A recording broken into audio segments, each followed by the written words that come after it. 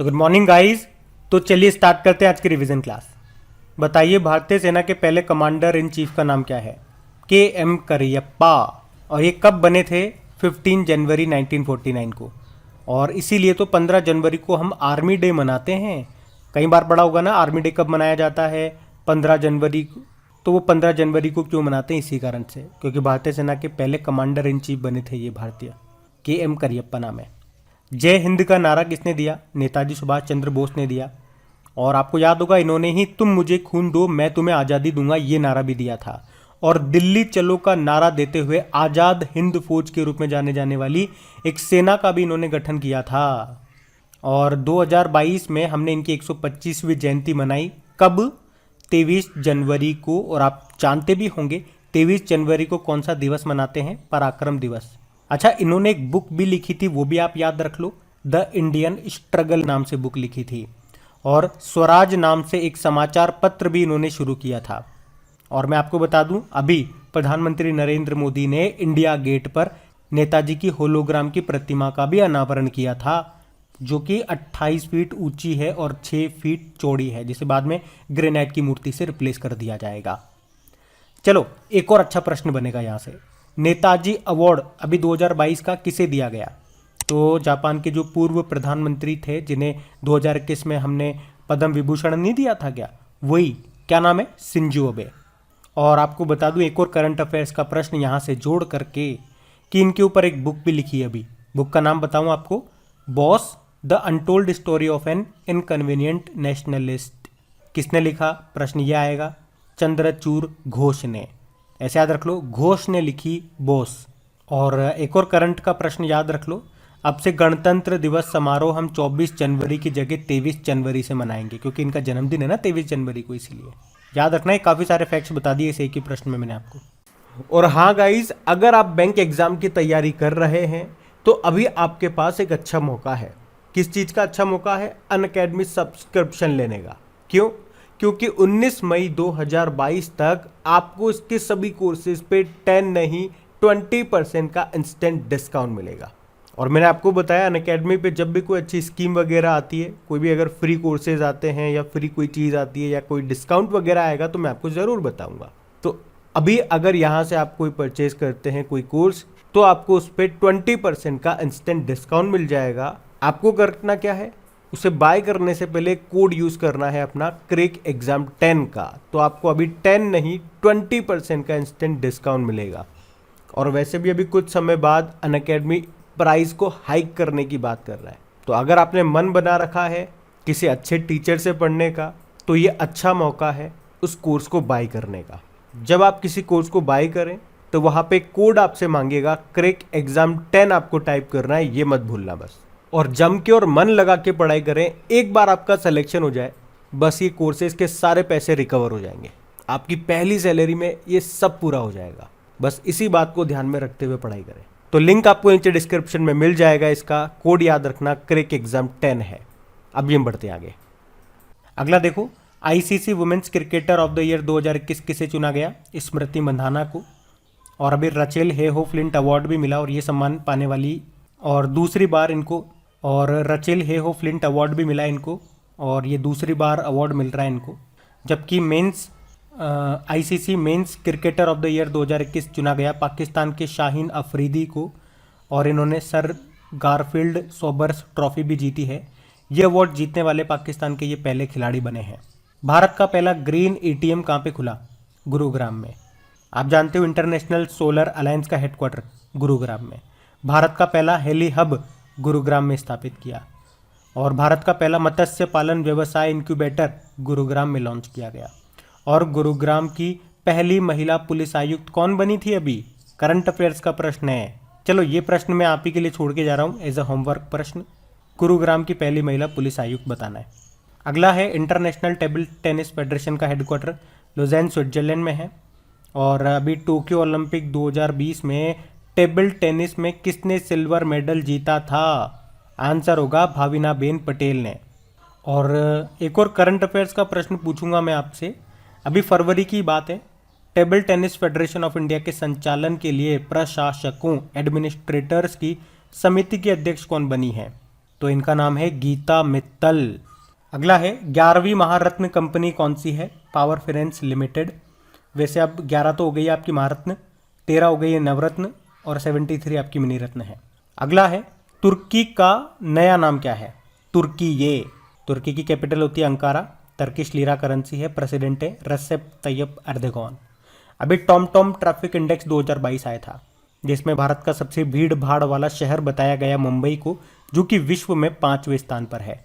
और विश्व में सबसे भीड़ भाड़ वाला शहर है तुर्की का इस्तांबुल। अच्छा, यहाँ पे तो देश का नाम हमने बदला है, एक कैपिटल का नाम बदला था एक देश ने, इंडोनेशिया की बात कर रहा हूँ मैं। पहले उसकी कैपिटल थी जकार्ता, अब उसे बदल के क्या कर दिया, कमेंट बॉक्स में टाइप करके बताइए। अगला है अंतर्राष्ट्रीय चाइल्डहुड कैंसर डे, ये होता है 15 फरवरी को। कैंसर से 2-4 चीज़ें मैंने आपको याद कराई थी। एक तो वर्ल्ड कैंसर डे 4 फरवरी को होता है और 2022 में इसकी थीम है close the care gap. National cancer awareness day होता है 7 नवंबर को। और कैंसर के ऊपर एक बुक भी आई थी आपकी गैस्ट्रिक कैंसर नाम से, जिसको लिखा डॉक्टर अशोक के वेद ने। और कैंसर की स्टडी को क्या कहते हैं, चलो यही बता दो, ऑन्कोलॉजी कहते हैं। चलो बताओ अभी किस राज्य में कैंसर के बचाव के लिए होप एक्सप्रेस की घोषणा की थी? तो आंसर होगा महाराष्ट्र ने। अब आप बता दो होप मिशन किस देश का है और होप पोर्टल किस राज्य ने शुरू किया था? भारत में कितने टकसाल हैं? टकसाल जहाँ पे सिक्के बनते हैं, और ये 4 हैं, मुंबई में, कोलकाता में, हैदराबाद में और नोएडा में। बताओ भारत की पहली ट्रांसजेंडर यूनिवर्सिटी कहाँ पे बन रही है? कुशीनगर उत्तर प्रदेश में। और मैं आपको बता दूं ट्रांसजेंडर से जो हमारा सामाजिक न्याय व अधिकारिता मंत्रालय है, social justice and empowerment ministry, अभी इसने भीख मांगने वाले और ट्रांसजेंडरों के कल्याण के लिए अभी एक योजना शुरू की थी, जिसका नाम क्या है? स्माइल। बढ़ते हैं आगे। फिर बताइए विश्व शरणार्थी दिवस, वर्ल्ड रेफ्यूजी डे कब मनाया जाता है? तो आंसर होगा 20 जून को। इसकी थीम क्या थी? Whoever, whatever, every ever has a right to seek safety. बताओ अंतर्राष्ट्रीय योग दिवस कब मनाया जाता है? तो 21 जून को मनाते हैं, आप सबको पता है, लेकिन इंपॉर्टेंट रहेगी इस बार की थीम क्या है? मानवता के लिए योग, योगा फॉर ह्यूमैनिटी। इसका आयोजन कहाँ पे हुआ था? मैसूर कर्नाटक में। वर्ल्ड हाइड्रोग्राफी डे कब मनाते हैं? तो ये 21 जून को मनाते हैं। इसकी थीम क्या है? Hydrography contributing to the United Nation ocean decade. World music day, विश्व संगीत दिवस 21 जून को ही मनाते हैं ये भी। इसकी थीम है म्यूजिक ऑन इंटरसेक्शन। अच्छा मुझे ये बताओ पंडित रविशंकर जी का संबंध किससे था? तो आंसर होगा वो सितार वाद यंत्र से उनका संबंध था। अल्लाह रखा का तबला से, जाकिर खान का उनका भी तबला से, और उस्ताद बिस्मिल्लाह खान शहनाई वादक थे। अच्छा पंडित भीमसेन जोशी की याद रखना, किराना घराना से ताल्लुक रखते थे ये। फिर बताओ अंतर्राष्ट्रीय ओलंपिक दिवस कब मनाते हैं? 23 जून को। क्या थीम है? एक साथ शांतिपूर्ण विश्व के लिए, together for a peaceful world. और मैं आपको बता दूं 23 जून को ही अंतर्राष्ट्रीय विधवा दिवस और United nation public service day, संयुक्त राष्ट्र लोक सेवा दिवस भी मनाया जाता है। वैसे भारत में लोक सेवा दिवस कब मनाते हैं? 21 अप्रैल को मनाते हैं। और हमारे यूपीएससी के वर्तमान अध्यक्ष कौन है? मनोज सोनी है, ये नया अपॉइंटमेंट है, ध्यान रखना। और फादर ऑफ सिविल सर्विसेज, लोक सेवा का जनक किसे कहा जाता है? लॉर्ड कॉर्नवालिस को। चलो बताओ the struggle for police reforms in India, इस बुक को किसने लिखा है? प्रकाश सिंह ने लिखा है। किस राज्य का? जामताड़ा जिला, ये देश का पहला जिला बना था जिसके हर गांव में पुस्तकालय है, तो आंसर होगा झारखंड का। अच्छा क्वेश्चन है ये। द बॉय वो रॉट अ कॉन्स्टिट्यूशन नाम की बुक को किसने लिखा? राजेश तलवार ने लिखा है। Not just a night watchman, इस बुक को किसने लिखा है? विनोद रॉय ने लिखा है। और द मैवरिक इफेक्ट बुक को लिखा है हरीश मेहता ने। ये कौन थे या ये कौन है? ये नेस्कॉम के पहले अध्यक्ष थे। वर्तमान में कौन है नेस्कॉम के अध्यक्ष? ये नया अपॉइंटमेंट है, कृष्णन रामानुजम है। ध्यान रखना। अब पुराने महीने के करंट अफेयर्स का हम लोग रिवीजन करेंगे। तो बताओ फिर Aster guardian global nursing award किसने जीता? ये अन्ना कबाले दुबा ने जीता है, केन्याई नर्स हैं ये। और अभी नर्स डे हमने कब मनाया था? अंतर्राष्ट्रीय नर्स दिवस 12 मई को, जिसकी थीम क्या थी? Nurses a voice to lead. अब बताओ इटालियन ओपन 2022 में पुरुष एकल का खिताब किसने जीता? नोवाक जोकोविच ने, ये सर्बिया के टेनिस प्लेयर हैं। किसको हराया था? स्टेफानोस सित्सिपास को। और इसमें वुमेन्स सिंगल टाइटल जीता था ईगा स्विटेक ने, वो पोलैंड की हैं। उन्होंने हराया था ट्यूनिशिया की ऑन्स जेबुर को।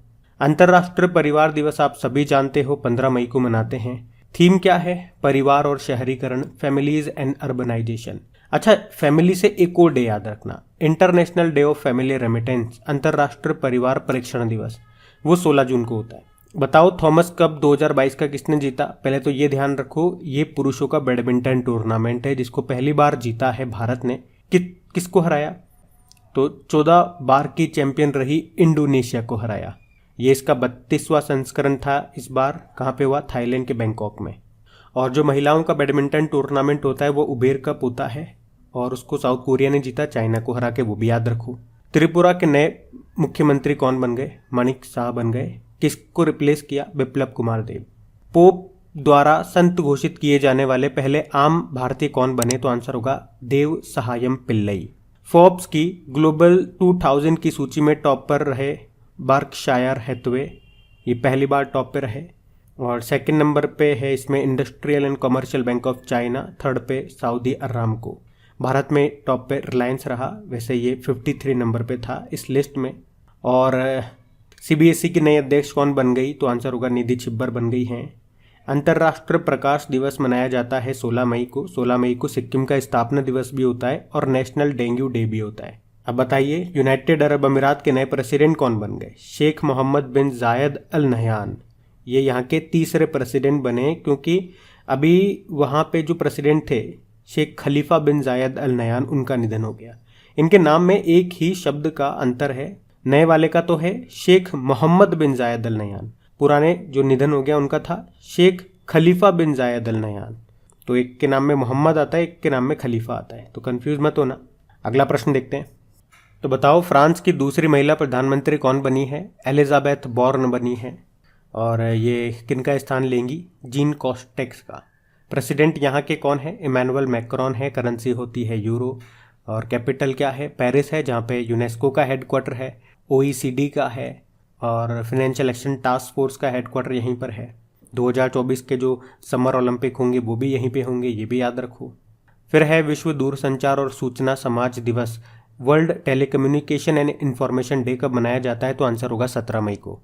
थीम क्या है? Digital technologies for older person and healthy ageing. बताओ दुनिया का सबसे लंबा सस्पेंशन पुल ये कहाँ पे खोला गया? तो आंसर होगा चेक गणराज्य, चेक रिपब्लिक में। चेक रिपब्लिक की कैपिटल क्या है? पराग है। करेंसी है चेक कोरुना। प्रधानमंत्री है पेट्रे फियाला। इस ब्रिज की बात करें तो इसका नाम है स्काई ब्रिज 721। 721 मतलब इसकी लंबाई है 721 मीटर। अच्छा, आपको याद है अभी वियतनाम में ही दुनिया का सबसे लंबा कांच का पुल भी बना था। आप मुझे बताओ उसकी लंबाई क्या थी? अगला प्रश्न है डॉक्टरों के लिए पेशेवर क्षतिपूर्ति बीमा को शुरू किया किसने? इंग्लिश में बोलेंगे तो प्रोफेशनल इंडिमनिटी इंश्योरेंस। तो आंसर होगा ICICI लोम्बार्ड। सोमालिया के नए राष्ट्रपति बन गए हैं हसन शेख मोहम्मद नाम है। सोमालिया की कैपिटल है मोगादिशु। करेंसी सोमाली शिलिंग है। और प्रधानमंत्री कौन है? मोहम्मद हुसैन रोबल हैं, अभी राष्ट्रपति बने नए। बताओ किस भारतीय मूल की महिला को पहली बार बैंक ऑफ इंग्लैंड के सदस्य के रूप में नियुक्त किया गया? तो आंसर होगा डॉक्टर स्वाति डिंगरा को। अगला है विश्व उच्च रक्तचाप दिवस, वर्ल्ड हाइपरटेंशन डे कब मनाते हैं? 17 मई को। अच्छा मुझे बताओ उच्च रक्तचाप को और याद रखना उच्च रक्तचाप को साइलेंट किलर के नाम से भी जाना जाता है। बॉम्बे स्टॉक एक्सचेंज ने किसे अपना अध्यक्ष नियुक्त किया? तो आंसर होगा SS मुंदड़ा को। चलो बताओ अभी नेशनल स्टॉक एक्सचेंज के नए MD CEO कौन बन गए? अब अगला है ग्रीनको ग्रुप, ये किस राज्य में दुनिया का सबसे बड़ा अक्षय ऊर्जा यानी कि रिन्यूएबल एनर्जी भंडारण संयंत्र यानी कि प्लांट स्थापित कर रहा है? तो आंसर होगा आंध्र प्रदेश में, आंध्र प्रदेश के कुर्नूल में, जिसकी टोटल कैपेसिटी है 5230 मेगावाट की। अब है प्रेसिडेंट रामनाथ कोविंद। प्रेसिडेंट तो वर्तमान में अब नहीं है, ये पूर्व प्रेसिडेंट कहना सही रहेगा, अभी तो द्रौपदी मुर्मू है। तो पूर्व प्रेसिडेंट रामनाथ कोविंद जी ने जमैका में किसके नाम पे एक सड़क का उद्घाटन किया? तो आंसर होगा BR अम्बेडकर जी के नाम पे। और नाम क्या रखा? अम्बेडकर एवेन्यू रखा है। जमैका की कैपिटल होती है किंगस्टन। तो याद रखना ये सब। और अब हम कल के करंट अफेयर्स को रिवाइज करेंगे। तो अगर अभी तक आपने सेशन को लाइक नहीं किया, सेशन अच्छा लग रहा है तो प्लीज़ लाइक ज़रूर कीजिएगा। और हाँ, इससे अपने दोस्तों के साथ एक बार शेयर ज़रूर करना। अगर आपने शेयर कर दिया है तो हम बढ़ते हैं आगे। तो बताइए जुलाई 2022 में भारत ने कितने स्थलों को रामसर स्थलों की सूची में अभी शामिल किया? तो आंसर होगा 5। जिसमें से 3 तमिलनाडु से हैं, एक मणिपुर से है और एक मध्य प्रदेश से। और तो अब टोटल कितने हो गए? 54 हो गए।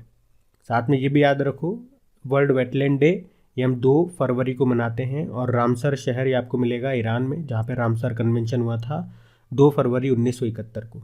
अगला है, कैनरा बैंक ने कौन सा मोबाइल बैंकिंग एप्लीकेशन लॉन्च किया? तो आंसर होगा Canara AI1। Canara bank headquarter Bengaluru में है और इसका टैगलाइन होता है टुगेदर वी कैन। किस भारतीय को विश्व बैंक में मुख्य अर्थशास्त्री बनाया गया? तो आंसर होगा इंदरमीत गिल को। चलो बताओ, दिलीप कुमार जो एक्टर थे उनके ऊपर एक बुक है, Dilip Kumar in the shadow of A legend. इस बुक को किसने लिखा? फैजल फारूकी ने। पेटीएम पेमेंट सर्विसेज लिमिटेड के CEO कौन बन गए? नुकुल जैन बन गए। अल्बानिया के प्रेसिडेंट कौन बने? तो आंसर होगा बजराम बेगज। कैपिटल इसकी तिराना है, करेंसी होती है अल्बानियन लेक। कारगिल विजय दिवस हमने मनाया अभी 26 जुलाई को। और किस राज्य ने स्मार्ट ई-बीट प्रणाली शुरू की? तो आंसर होगा हरियाणा ने। उद्देश्य क्या है? गुरुग्राम में पुलिस उपस्थिति और कर्मियों द्वारा गश्त की वास्तविक समय निगरानी के लिए इसको शुरू किया गया। हरियाणा ने ही अभी ई अधिगम योजना भी शुरू की थी, टैबलेट डिस्ट्रीब्यूट करने के लिए। चारा विजय योजना शुरू हुई थी यहाँ पे, मातृशक्ति उद्यमिता योजना यहीं की है। भारत और यूएस के बीच में संबंधों को मजबूत करने के लिए अभी किसे सम्मानित किया गया? तो आंसर होगा मनोज मुकुंद नरवणे, पूर्व आर्मी चीफ है हमारे, वर्तमान में तो मनोज पांडे हैं। बताओ अभी किस देश ने अपना दूसरा अंतरिक्ष मॉड्यूल लॉन्च किया? तो आंसर होगा चाइना ने, जिसका नाम है वेंटियन। उद्देश्य क्या है? चाइना के निर्माणाधीन अंतरिक्ष स्टेशन तियांगोग को पूरा करने के लिए टोटल 3 मॉड्यूल में से ये दूसरा है। इसको किसके द्वारा लॉन्च किया गया? तो लॉन्ग मार्च 5B रॉकेट के द्वारा। अब जो तीसरा वाला मॉड्यूल है, जिसे कहेंगे मैंगटियन मॉड्यूल, ये अक्टूबर में भेजेगा चाइना। अभी किस राज्य के 1 रुपये वाले डॉक्टर पद्मश्री सुशोभन बनर्जी का निधन हो गया? तो बनर्जी से आपको पता लग जाएगा, ममता बनर्जी कहाँ की है? पश्चिम बंगाल की। ये पश्चिम बंगाल के थे। क्यों कहते थे इनको 1 रुपये वाला डॉक्टर? क्योंकि ये राज्य में आदिवासियों का मात्र 1 रुपये में इलाज करते थे। तो गाइज, ये था आज का आपका रिवीजन वाला सेशन। फिर से याद दिला दूँ, सेशन अच्छा लगा तो प्लीज़ लाइक करके ज़रूर जाना और शेयर ज़रूर करना अपने दोस्तों के साथ में। जो भी आपका स्टडी ग्रुप है, शेयर करने में आपका कोई घाटा नहीं है, तो कर देना प्लीज़। Thank you.